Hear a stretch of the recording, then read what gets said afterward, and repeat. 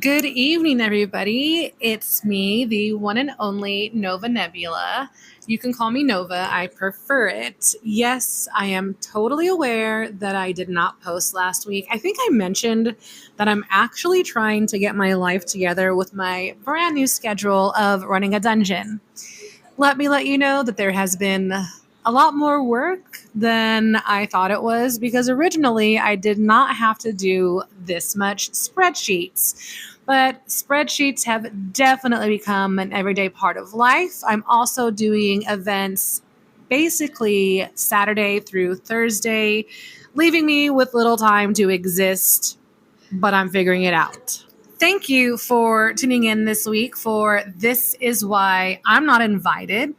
A topic that I'm going to be doing today is essentially how soft kink is blunting the edges of hard kink and BDSM. So there's a lot of irony going on right now, and it's crazy because it's so big. It's actually causing a divide between the different niches of BDSM. I walk into a kink dungeon expecting transformation, vulnerability, and all of those things, the rawness, the realness, the edges. But lately, there's been something else that's creeping into the dungeon, and it's posh. The edges that I lived for, they are now becoming round and dull. The risk, the torque, the truth telling, these all now look like weekend projects and fun experiments. The BDSM that I grew up with and that I am used to basically now is becoming dressed up, and it has been made to be very comfortable. And for me, it's definitely a shift that I, for one, do not like. I like the edges. I like the jaggedness. I like the roughness and the abrasions. And there's been this shift. It's been going on for a while, but I feel now we can no longer ignore it, that it's turning these sharp edges round. Before I go on much further, realize that I am recording in my actual dungeon. I am having a kinky crafters corner going on. So there is going to be some noise in the background. Everyone knows I'm recording and it's okay with it. You can actually really hear anything. Also, side note, got a super cute doorbell. It is a black owl that lights up and the sound is a rooster. So if you come on down, make sure you push that button. Anyways, back to it. Before I go any deeper, when I talk about the word kink, I mean the various types of kink. Power exchange, rack play, negotiated risks, emotional labor, not the trendy, proppy things that you're now seeing in mainstream BDSM shows. Every time I see BDSM on any kind of screen, be it my phone screen, Netflix, streaming methods, Amazon's, even a lot of the books, it's a very curated BDSM that is safe for all of these outlets. It's safe for Instagram, it's safe for Amazon. This is not the BDSM that I'm used to. It's not the safe things that are being represented, because you have to realize when you are going to see BDSM on any kind of mainstream media, Instagram, Amazon, Netflix, insert streaming service here, you're actually not getting real BDSM.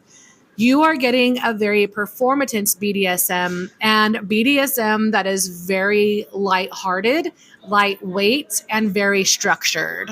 Whenever you're seeing BDSM on screens or reading about it in books as well, you have to keep in mind it is from a singular person's perspective about how they view kink and not actually what kink or BDSM may be, because in that imagery, in that representation, it is based on that singular person's understanding and exposure to it. It celebrates the look rather than the structural method. Visibility here does not equal mastery. That's the difference, and that is what matters. Consider this. A large number of adults report fantasizing about BDSM or power exchange. Totally cool, right? far fewer actually have the scaffolding and the knowledge to practice it safely, repeatedly, and well. This disparity, this actually creates a vacuum. And unfortunately, it's one that's filled by aesthetics, tons upon tons of misinformation. I cannot tell you how much misinformation I see in BDSM slash and or lifestyle reels that is on Instagram, TikTok, IG. I said that already, but basically hear me out. I see a lot more misinformation in the BDSM you see online than what is actually going on in person, and that's bad. I would say to be very cautious about having a singular perception of BDSM if you've only ever seen it through Instagram, TikTok, Netflix, etc.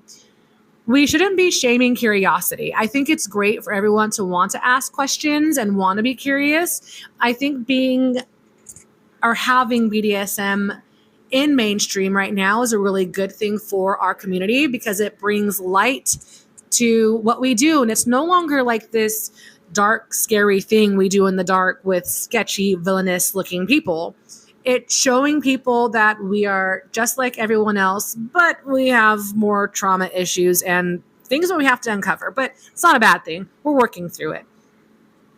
When you skip the architecture of BDSM, this is a problem because somebody pays for it in flesh, and they might not have consented to that.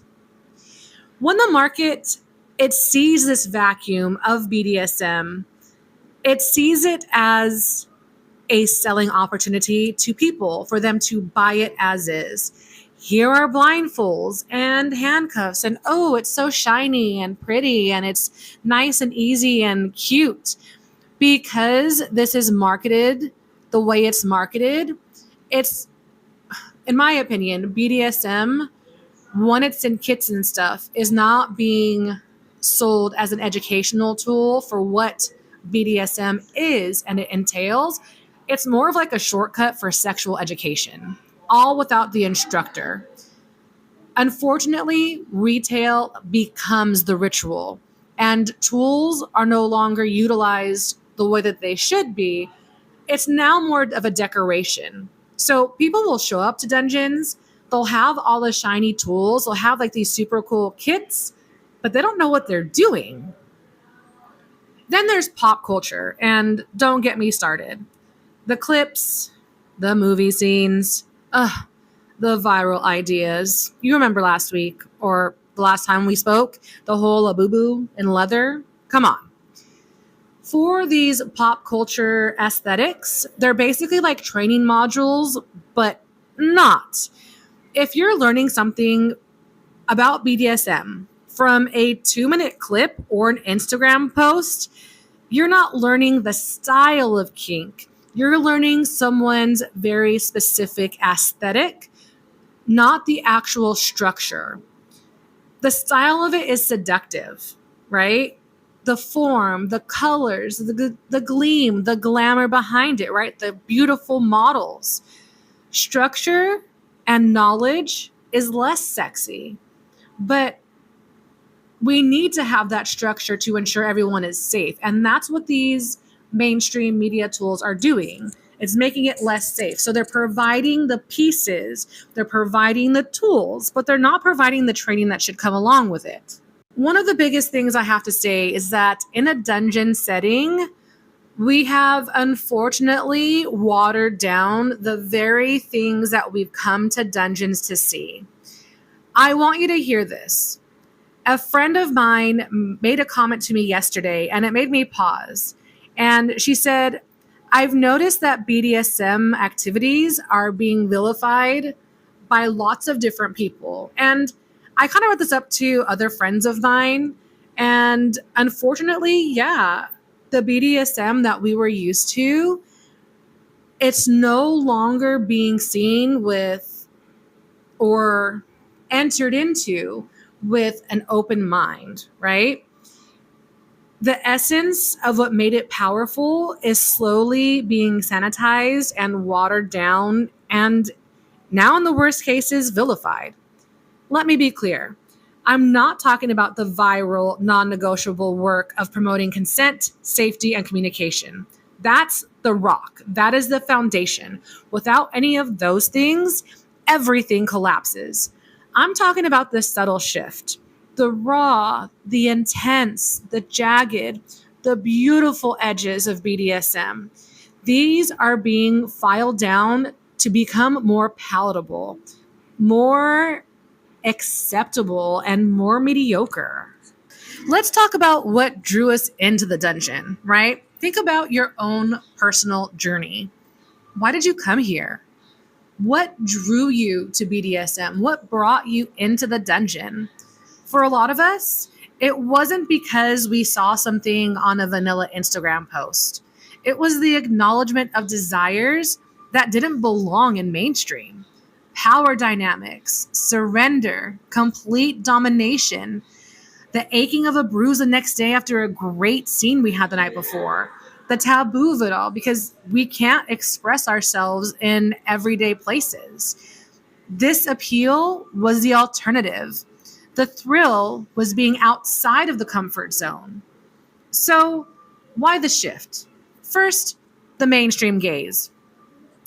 As BDSM becomes visible, new audiences arrive. And this is great, right? We want to have people coming into our space. However, because they see it from a mainstream point of view, these new people, this new audience, they came with a certain type of expectation, if you would. We need this to be safe. We need this to be pretty.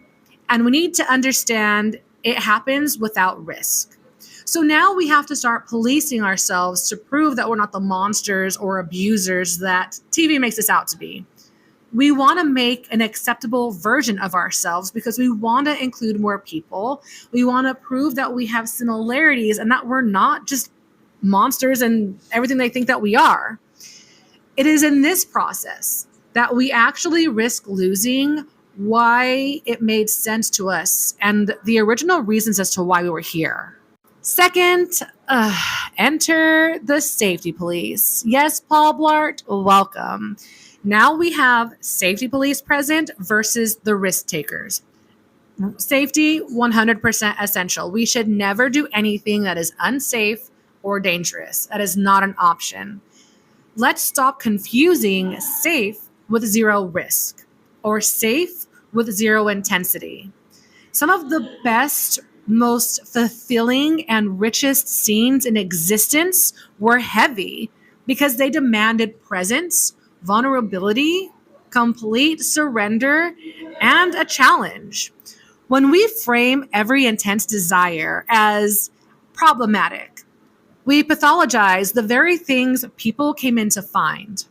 Third, now we have a hierarchy of people that consider it, finger quotes that you can't see, the right kink.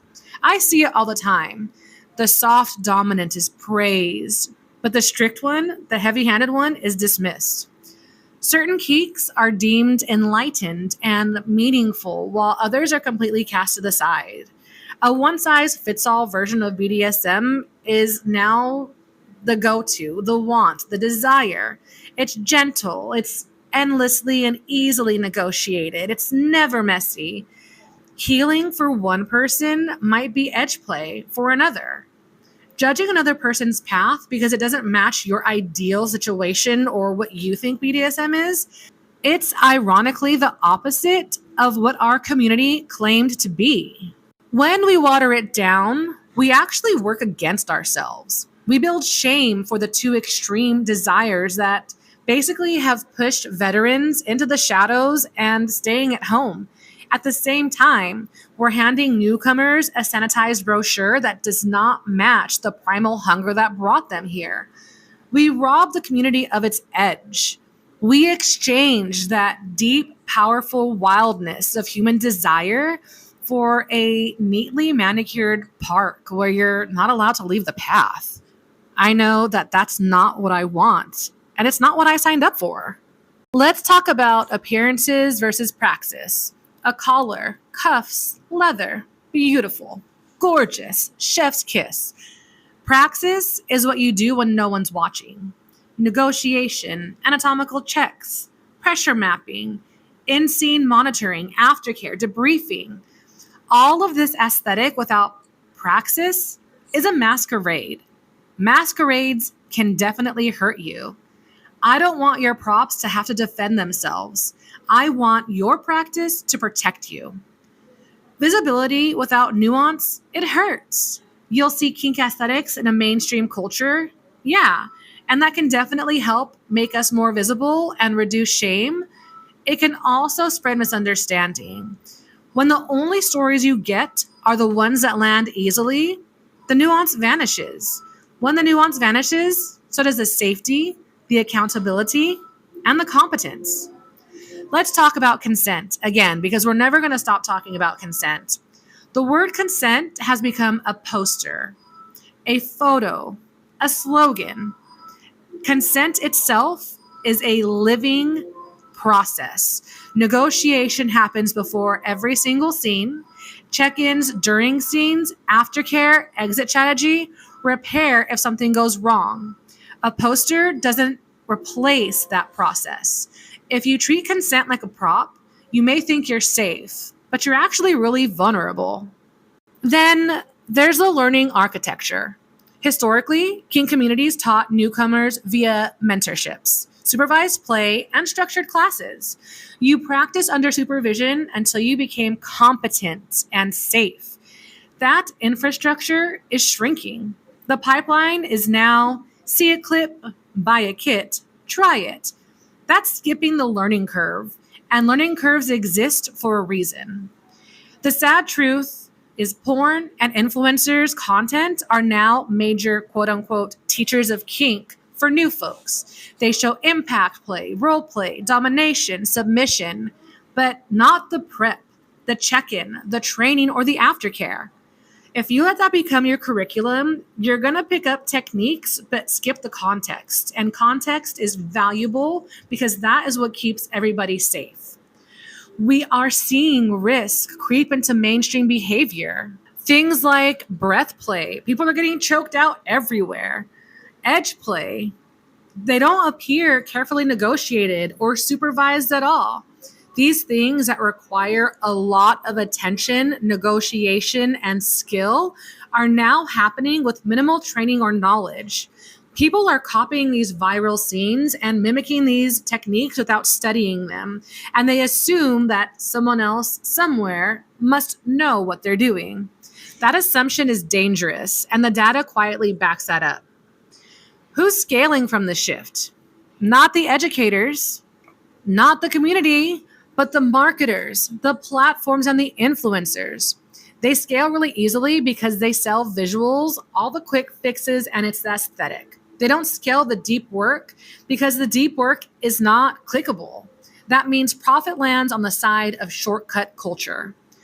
As educators and as practitioners, we have to resist that. We have to rebuild apprenticeship systems, mentorship processes, and basically slow scale transmissions. We have to fund training nights, supervised sessions, and check-in systems, as well as establishing, creating, and enforcing remediation paths. A craft requires commitment, repetition, and feedback. None of that binds Zoom likes or sells starter kits. For event organizers and space holders listening, you must both hold safety and intensity in tension. Don't sanitize your space into blandness. Don't mistake hospitality for permissiveness. Require foundational training for high-risk scenes. Require documentation, repair protocols, transparent incident policies. Raw desire doesn't mean recklessness. Intensity still demands structure. On the personal level, ask yourself the hard questions. Am I buying gear and skipping prep? Am I practicing check-ins and skipping anatomy? Am I showing up for aesthetics and skipping negotiation? If the scene ends and you don't debrief, who shows up the next time to ask how they are doing or to ask how you're doing? These questions aren't sellable or sexy, but they are necessary. Language is very, very important and it definitely matters. When we soften terms, we shrink the practice. It's as simple as that. Lead instead of dominant, spicy touch instead of impact play. Yeah, I saw impact play referred to as spicy touch. What the fuck? Okay, what is happening? Safe vibe instead of negotiation. That feels inclusive to some people, but it removes the precision of it all. Precision isn't performance, it's protection. And if you start manipulating the terminology, if you soften the words, then you soften the work. To the newcomers, welcome. Thank you for joining us. Please have a seat, make yourself comfortable, ask for consent at all times. Don't mistake the catalog for the curriculum. This isn't a club you want to join with a jacket. It's a craft that you honor with your body, your mind, and your time. Ask before you buy, right? What is this? How do I use it? Who mentored this person? How long have you been practicing? How long have you been in the scene? What happens when things don't go as planned? Because unfortunately, the truth is one day it might not. To all of the veterans out there, I want you to know that your voice, it still matters. Even when mainstream says that we're too intense or we're too complicated, remember that people like you and me, we helped build this infrastructure. Don't apologize for our craft. Don't whisper the best scenes you've ever had. We need you. We need the architecture you provide. We need your narratives and we need your mentorship. The future of this community, it depends on your willingness to stay visible, to be real and be accessible. Let's imagine responsible mainstream exposure. It doesn't glamorize the scene only, it shows prep, safety checks, debriefs, the messy morning after handshake. It doesn't rebrand kink as an everyday whim. It treats it as a practice. It funds education. It lists resources. It shows failure, but it also shows repair and accountability, not just as a photo op, but as something one human does to another to repair what might have happened and what went wrong, but to also make sure that doesn't happen again. That kind of exposure, yeah, it's not glamorous and it's not going to get people to click on it, but it's important because it saves people. We are the guardians of edge, and some people are always going to want the soft version. For them, that's fine. But when we let a soft version become the only version, when it's the only thing out there, then we lost the thing that we came here for. We have to protect a space for those of us who came for the edge, for the depth and the disturbance. It doesn't mean recklessness. It means reverence and love for the intensity, for the trust and the transformation of these scenes. Don't trust the gloss. Don't assume that the gear equals the method. Don't believe the influencer's tagline without actually digging into their practice. Demand details. Demand evidence of apprenticeship and training and remediation. If access is too easy, stop for a second and ask yourself why. Shortcuts, they're not free, and someone's safety is definitely on the line. Let's talk about the legacy we should leave. What we build now will shape how kink is practiced 10 years from now. If we hand off a hollow version of aesthetic only, the next generation is going to wake up disappointed and hurt. If we hand off the craft, the apprenticeship, and the accountability, they'll wake up transformed, empowered, and safe. Someone out there is still thirsty for the real thing. I personally refuse to allow our world to become regurgitated into pretty merch and safe slogans. Kink was always about the edge, exactly where transformation lives. Keep your eyes on the architecture, not just the facade. Protect your edges. Honor consent. Honor your craft. If we don't hold it, the world is going to make it soft for us. And I'm not sure about you, but I'm still thirsty. And we owe it to everybody. We owe it to ourselves to keep our edges sharp.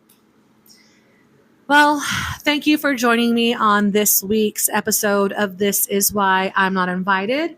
I'm Nova Nebula. I hope you have a wonderful week. And until next time, stay safe, drink water, and make time to make time.